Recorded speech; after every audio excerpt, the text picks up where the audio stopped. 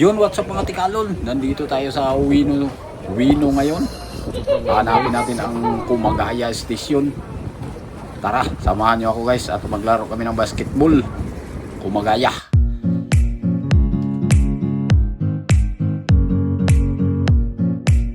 Sus. Ayan po ang mga kasama namin. Tara, punta na tayo sa si Pacquiao. Punta tayo ng Wino Station kasi hanapin natin yun kung paano tayo makapunta dun sa lugar na Kumagaya. Napakahirap hanapin yun. Ayun guys, ayan po kami lahat. Puro nakaitim. Nilalamig, puro nakaitim. Ayun, maganda din dito sa ano to kasi napakalamig ng lugar.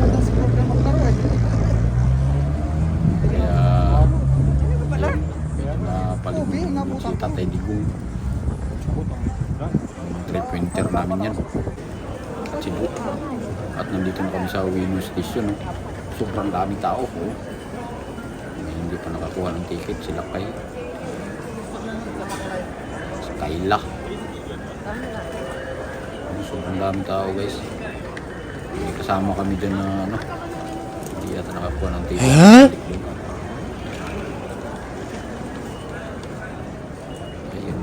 Sinong hinanap nila pre? Ayaw yata ang hinanap eh. Kung ikaw lang mag-isa, talagang maliligaw ka dito. Hindi ka makalabas. Yun o. Kaya na nakakuha na kami. Hinanap na namin yung Kumagaya. Hindi talaga mga intindihan. Madali na naman tayo doon. Tiki-tiki. At si Tatay Digong.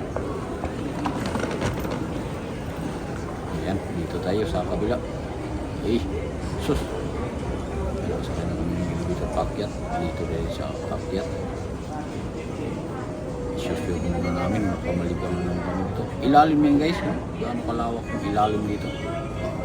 Nahanap talaga namin sa banda. Hindi rin kami basta-basta pumasok. Kasi nagkaligaw-ligaw na kami dito. May injury na kami sa kakaligaw. Lumaan kami dito sa mga katungtong. Tugtog ng dayang-dayang. Piano. At bumalik na naman. Paakyat na naman. Grabe, no? Grabing lalim pala yun guys. Sa ilalim kami yan. Ibabaw yan. Karsada. Grabing lalim yung pinuntaan namin pala. 3, 2, 1. Ano na, si Alvin. Digong.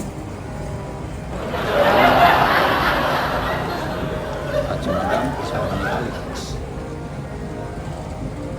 Si Pacquiao. Tiki-tiki. At si Duke Alex. Ayan na, in-announce na kung basa niya doon. Grabing haba ng train dito guys. Sus.